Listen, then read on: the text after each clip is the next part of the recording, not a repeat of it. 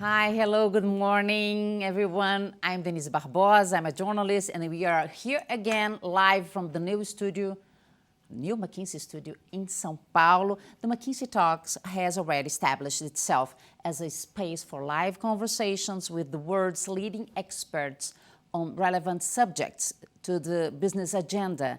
And today's theme is the new sanitation framework, international lessons and opportunities for Brazil.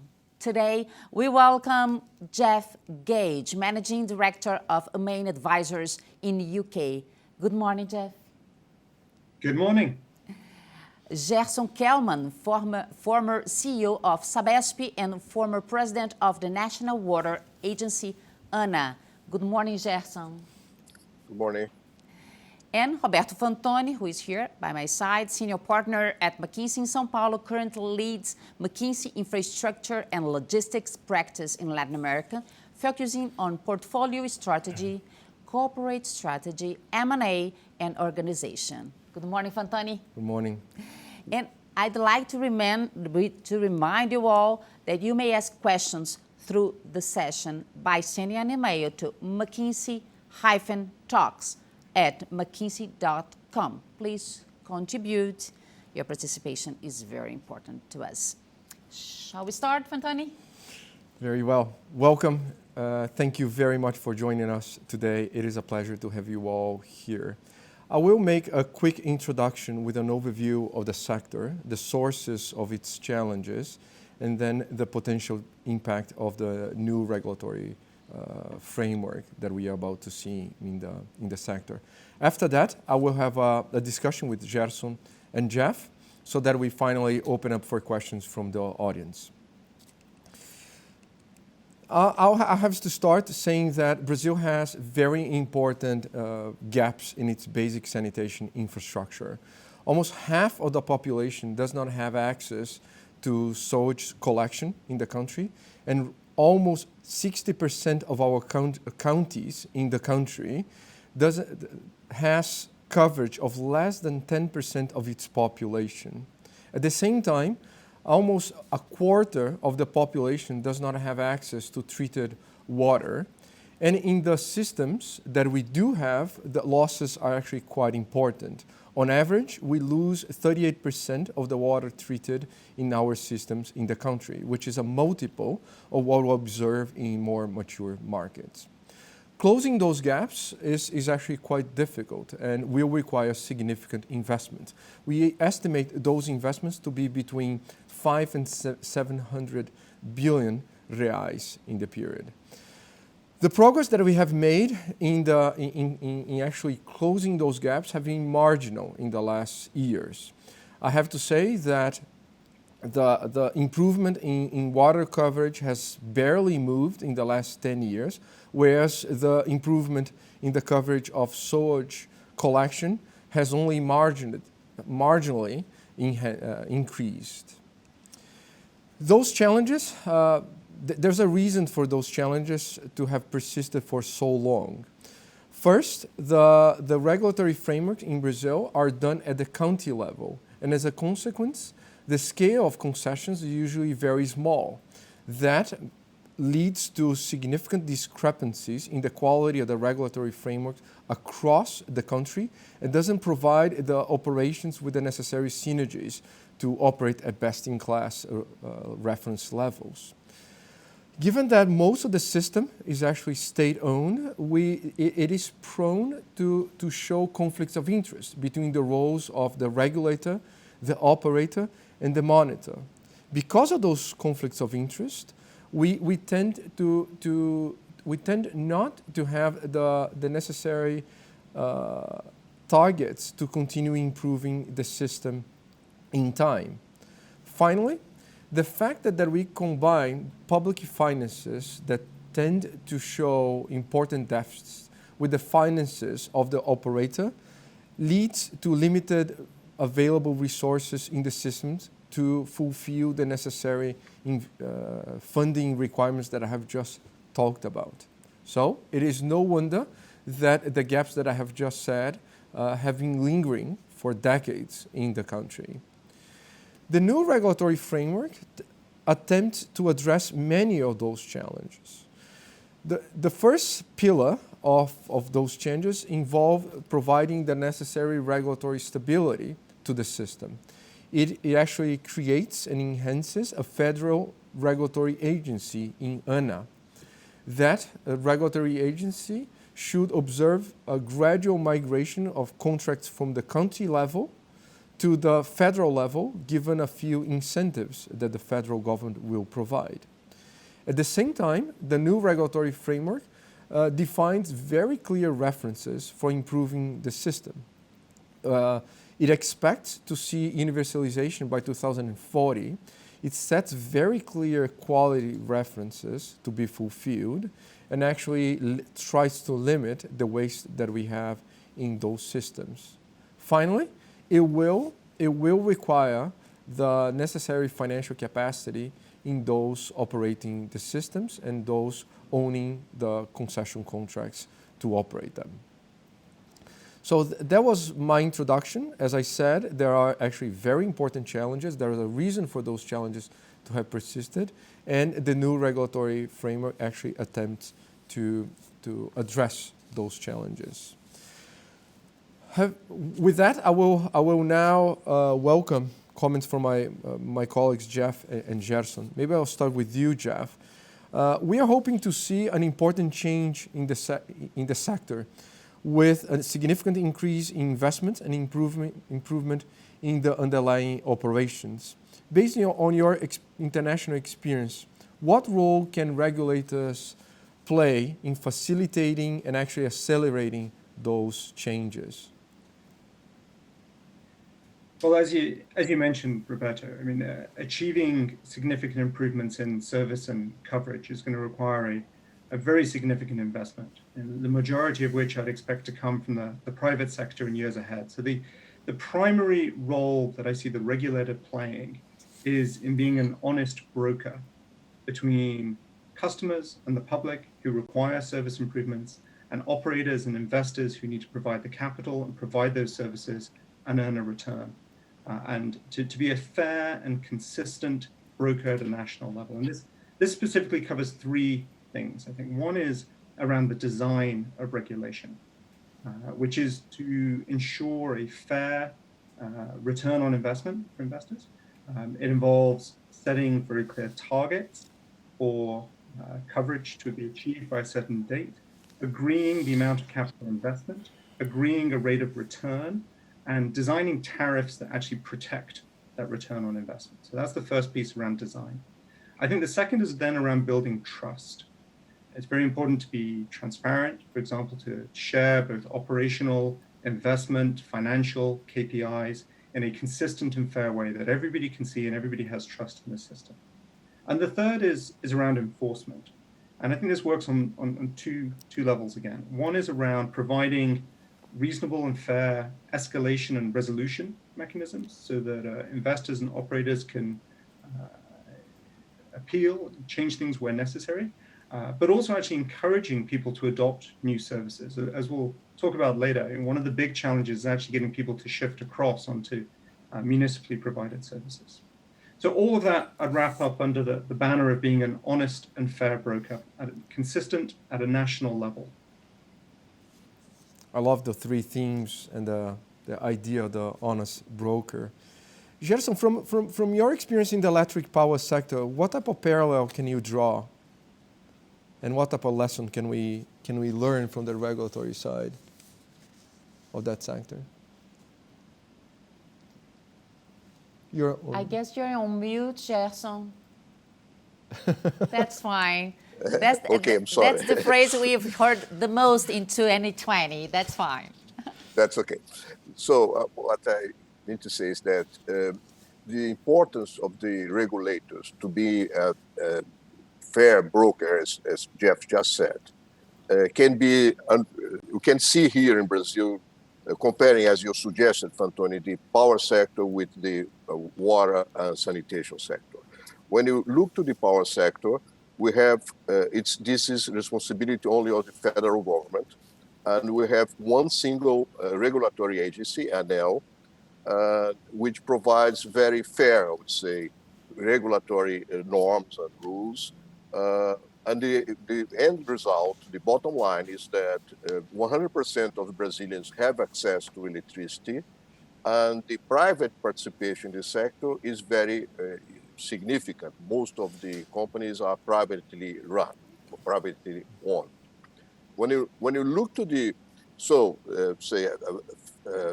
receptive environment for investments, predictable rules is what provides this framework.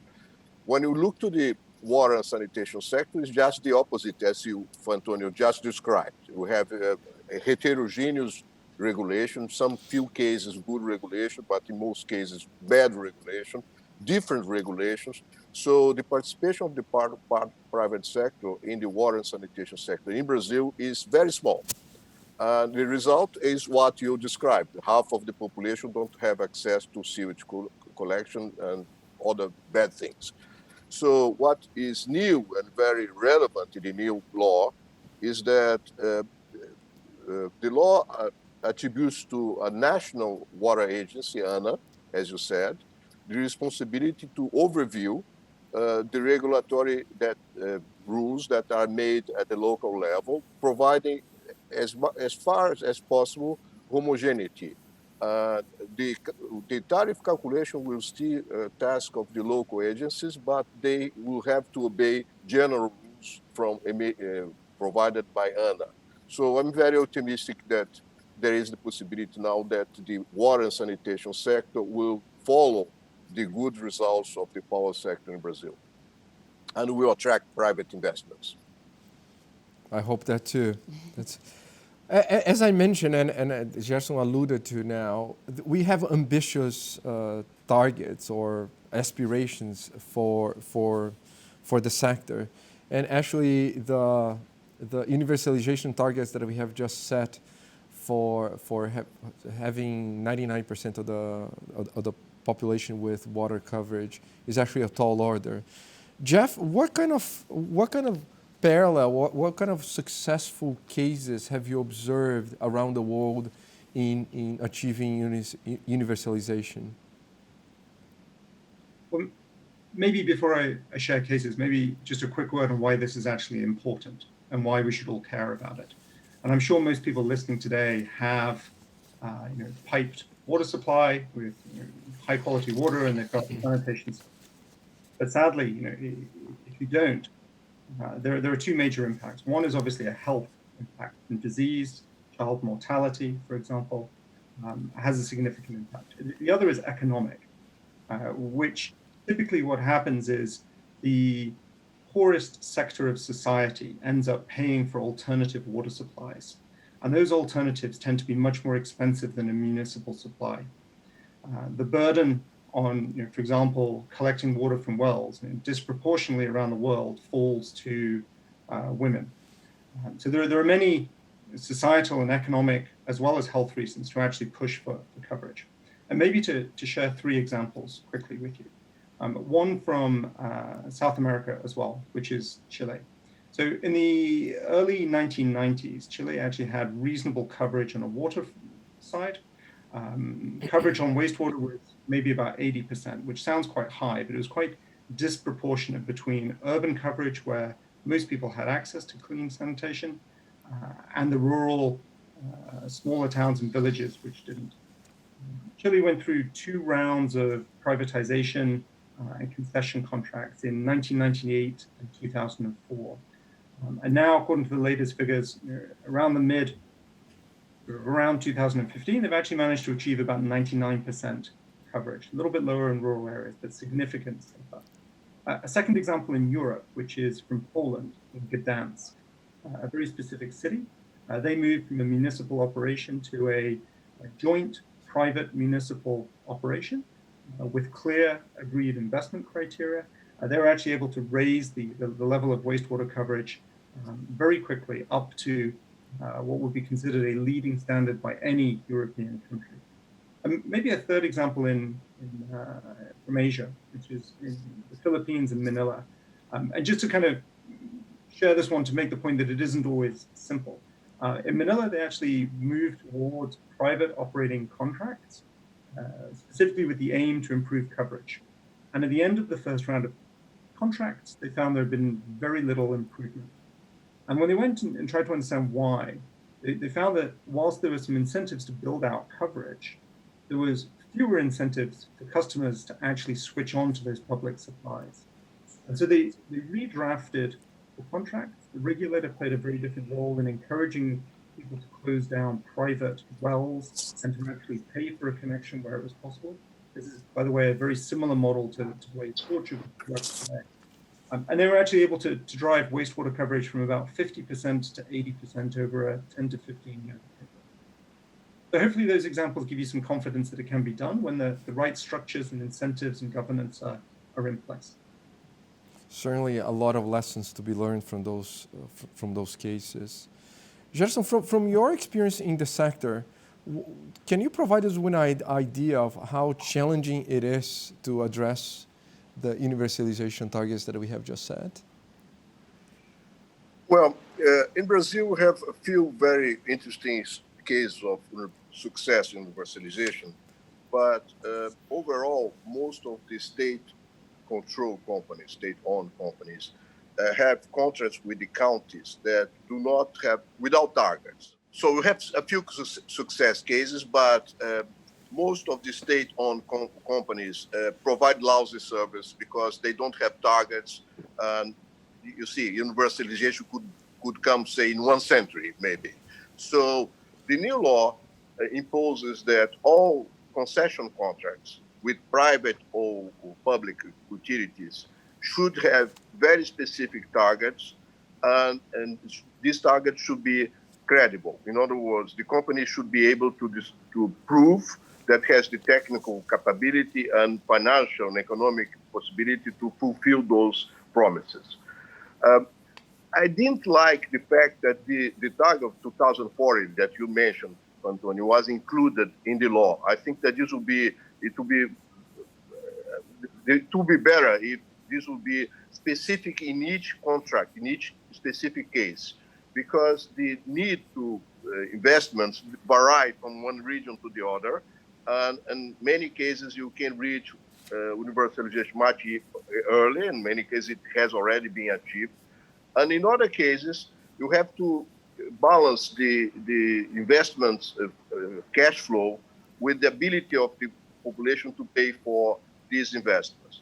Very often, the gains on productivity will offset the need for the cash for investment, because when you move from an environment of a public company to a private company, you gain a lot of efficiency and productivity.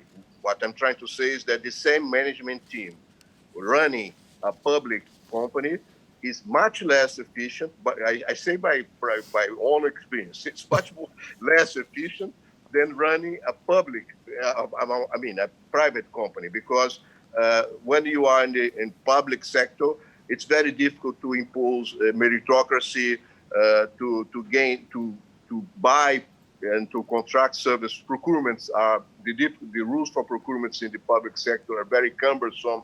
So I believe that privatization by itself will bring a lot of efficiency that will, many cases, allow for universalization without tariffs hikes. But in some cases, this will not be possible. I actually attended University of Chicago, so I can definitely relate to those concepts, Jerson. You touched upon a few very important points. I would love to elaborate on one specific. Actually, one of the biggest challenges in universalization is actually the investments in low density populational areas and areas with difficulty of access. How can you make those investments viable, possibly using new technologies, innovative business models? How would you go about that? Well, you mentioned that in the new law, there is very intense incentives to group the municipalities rather than organizing the service. I mean, operation and regulation at the county level. The law encourages bundling the municipalities in a group and providing regions and providing the service at the regional scale. And then the small communities will be in this, say, larger scale, taking advantage of scale factor. But one perhaps important issue here is that we should not try to bring the pipes all over to reach all places. Small communities should be, solutions to small communities should be local. Either water or sewage, you deal this locally. And in terms of technology, one thing that I think that may make sense is try to use the drainage system that is available. And the way to do that is to decentralize sewage treatment. If you can treat sewage as close as possible to the source, close to the buildings, then treated sewage can flow through the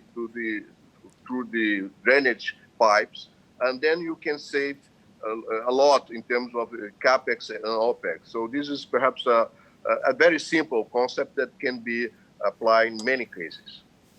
Certainly.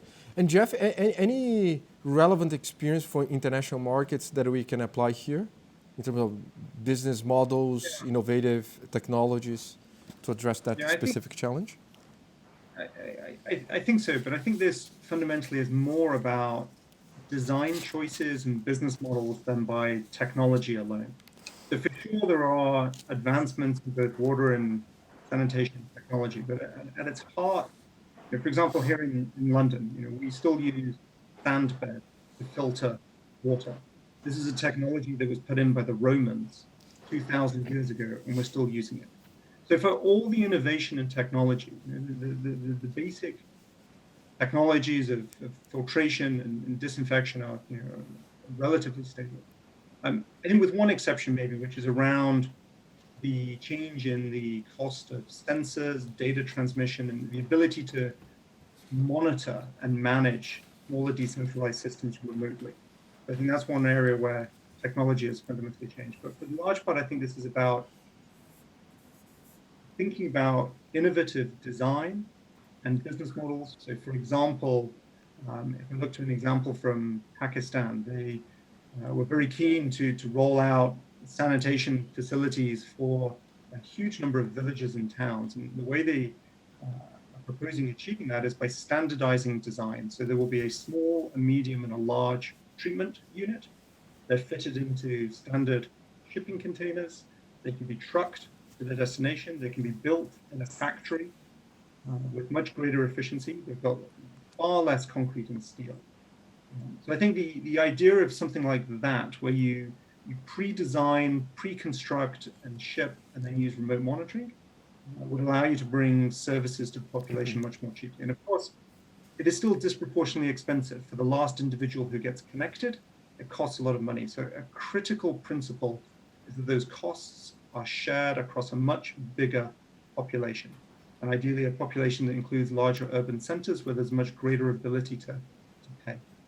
And hence, linking back to the importance of changing the regulation to allow that financing. Absolutely. And all the public utility systems actually face the same type of economic challenge. By now, we have said a few times that the magnitude of the necessary investment is actually quite significant to make this possible. At the same time, I think Jerson referred to also the potential, the opportunity to improve the operations, and with that, get some additional financial capacity from the operations to fund the necessary investment. Maybe Jerson, you can comment on what type of drivers should we consider in that effort to improve operations of public utilities in the basic sanitation sector? Well, first, in terms of subsidies, we have subsidies that are Right now, they are given to the companies, and this is the efficiency is very low. Subsidies, only when necessary, should be targeted to provide, in my view, to output-based aid, meaning that in those communities that are not able to pay for the services, taxpayer money should, very small amount of taxpayer money should be targeted to pay for the results. Let's say cubic meter of treated sewage, rather than giving money to the company. This is something that is in the economic incentives world. But because very often the company gets the subsidy and improves the life of its employees rather than the life of the population. Second, I mentioned before, you can, when you go from public to private, you can impose meritocracy, and then the productivity of the individuals improve a lot in procurement. And also saying about the new the new law, much of the say inefficiency occurs in the slums, providing service to the slums. If you enter in the Brazilian slum, you see a lot of small pipes across the narrow alleys, losing water, leaking, and people are not paying. And this now you can enter these slums and improve the quality of the service, at the same time improve the results for the company. So there is a lot of room for improving the operating performance, mainly in the places that previously the utilities were unable to enter due to legal constraints that now have been removed. And how do we reduce the physical and commercial losses you seem to touched upon in the last point? Well, you see, let's start with commercial losses. Commercial losses, as you can, most of it comes from this water that is used in the slums. If you have somebody is stealing water from the utility and it's providing water to those people, very expensive.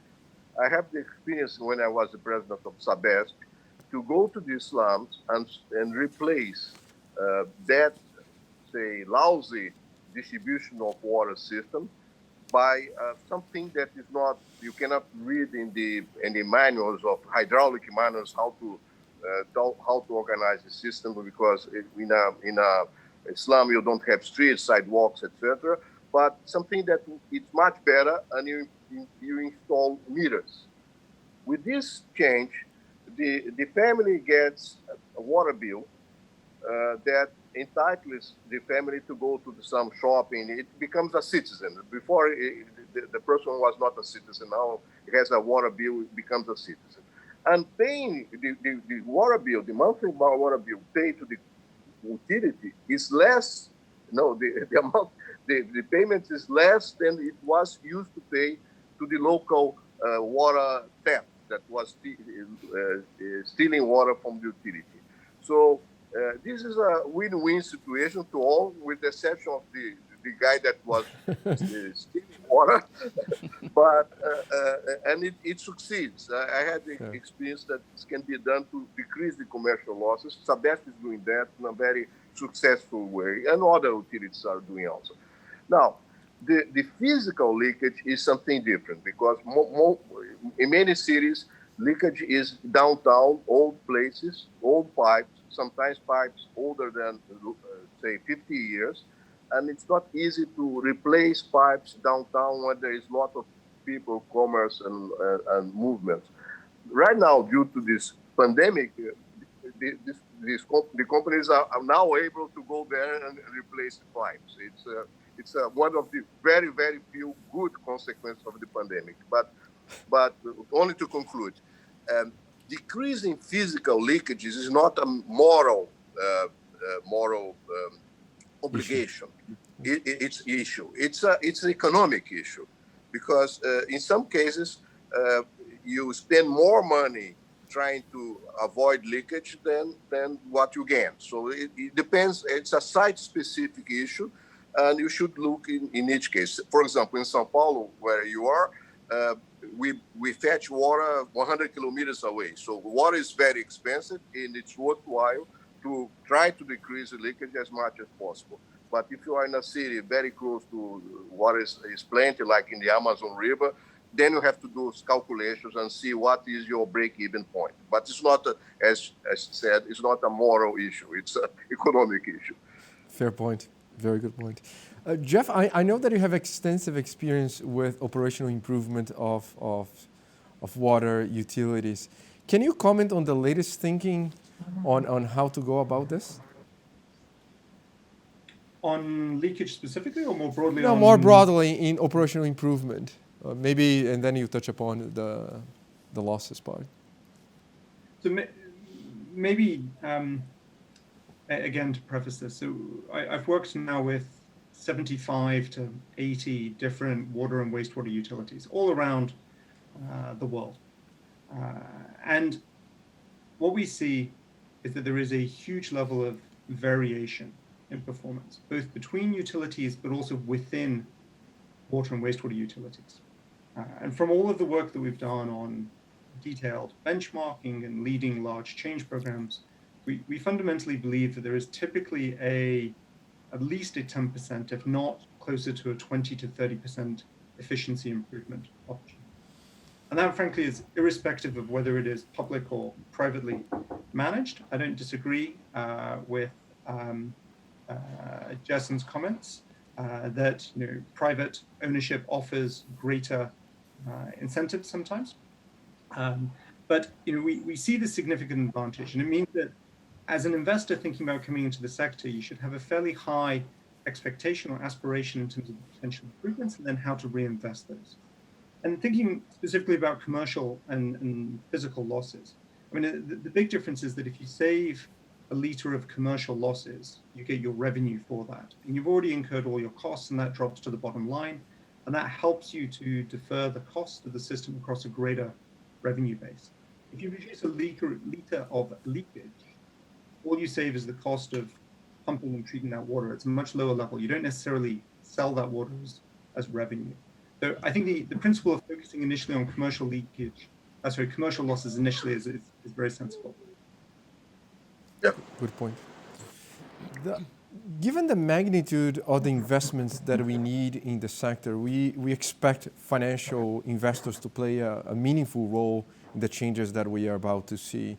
From your experience, Geoff, in international markets, what type of financial investor could have an interest or play a meaningful role in the sector here in Brazil? I think there'll be many who'll be very excited and very interested. But importantly, they will also require local partners, both on the finance side, but also local operators. So I see this evolving very much in terms of partnership between international money and local relationships, knowledge, and know-how. So I think that's an important point. But in general, investors that are interested in the water sector have to have very deep pockets. Water is much more capitally intense than electricity or gas, and we've just talked about the need to invest to increase service coverage.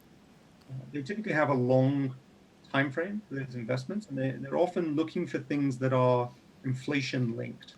So if your tariffs are designed in a way that they increase with inflation, the types of investors who are super interested tend to be pension funds, sovereign wealth funds, some of the large kind of corporate investments, some of the Japanese funds, maybe some of the more active private equity firms where they believe they can make a relatively short impact in maybe over 10 years. But it's typically those deep-pocketed, long-term investors who primarily are looking for stability of returns over the absolute level of return. And again, that's the importance that regulation plays in minimizing risk for those investors. Yep. And Jerson, from your experience leading some of a few utilities here in Brazil, how would you frame this opportunity for international investors in the country? You see, in a world that is very concerned, there's a wave of ESG, say, all over the world. Investing for long term in an industry that will clean the rivers environment, because we are going to treat half of the sewage of the Brazilian sewage of half the Brazilian population. Possibility of bringing health to the population and jobs, because construction works on sanitation is job intensive. So the S of ESG is now fulfilled. And improving a lot the governance, because you can gain a lot on productivity, and setting the regulatory environment that Geoff just mentioned, that it's predictable, gives stable returns. I think that, and given positive returns, you see in São Paulo, for example, the regulatory agency just set the rate of return of the investments in something like 8%. So right now, being able to invest into 30 years with ESG and a positive and significant rate of return seems to be a dream to any investment. Depends on us Brazilians, to fulfill the promise of the law. This means that the law allows the creation of a good environmental for regulation, and we have the responsibility to really deliver that, to make sure that whoever brings money here will have this predictability. It has the stable rules and stable rate of return, provided, of course, that provides good services. So I think that there is a very good opportunity of win-win here. Brazilians will win and investors will win. Fantastic. Very good points. I will now turn over to Denise, who will guide us through a couple questions from the audience. Yes, thank you, Fantoni, Kelman, and Geoff. So now I have here, yes, a few questions from the audience. The first question is to Geoff. In your experience, what role can startups play in terms of providing technology, innovation, and efficiency to the water and sanitation sector? Can you point out a few successful examples of this relationship between startup, ecosystem, and public sector? It's a great question, because I know I had said earlier that there is at one level, there is a limited level of technological change. But I think importantly, there is an absolutely massive upswell in the water sector of startups, new technology companies, new service companies, new companies with different business models that have the power to change things. And if you talk about reducing leakage, one example, this is a good example where there is a whole host of changes and new developments in terms of sensors to listen to leaks, to be able to detect when pressure changes, to be able to control how the distribution network works. I think the important thing again is that the larger utilities are actually incentivized to deploy technology. This is again something to think about in the regulatory framework. And I think importantly, the relationship between the startup kind of ecosystem and those utilities is tight, in the sense that the utilities actually share what their priorities are, what their needs are, and they find ways of working together collaboratively to pilot, to trial, and then with a genuine commitment to roll out, recognizing that they have a role to play to support the startup ecosystem. And I think if you're running a water technology company or a digital startup with solutions, you need that tight connection with the utilities to actually pull your ideas and solutions to actually then deploy them. And Fantoni, a question for you.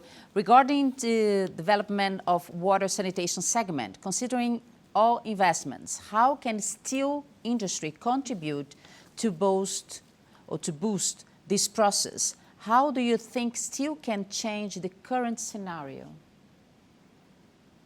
Or the regulation? Yeah.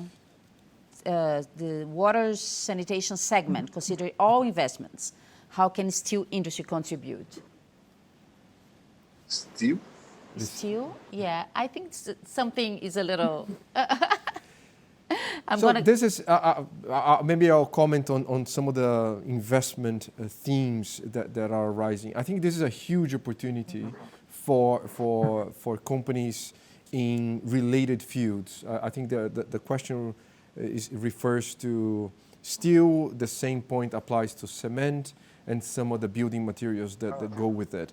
I think there will be a number of players that will be considering investing in the sector along with an operator and a financial investor. I know a few clients of ours that are actually looking into this with as a potential opportunity to open up a new segment in their business portfolio, and I would say this is something significant. Okay, good. Thank you very much. I'd like to thank again Kelman, Geoff from the UK, and Fantoni right here by my side. Thank you very much for your contribution here. It was great hearing from you guys. And I'd like to thank you also all the participants who sent us their questions, and all of you who spent the last 45 minutes with us here. For a complete McKinsey Talks agenda, visit mckinseytalks.com. There you can see previous episodes. Today's episode will be there on Monday, and the audio version is also available on Spotify. So thank you again. Thank you. See you the next time. Have a great weekend. Bye.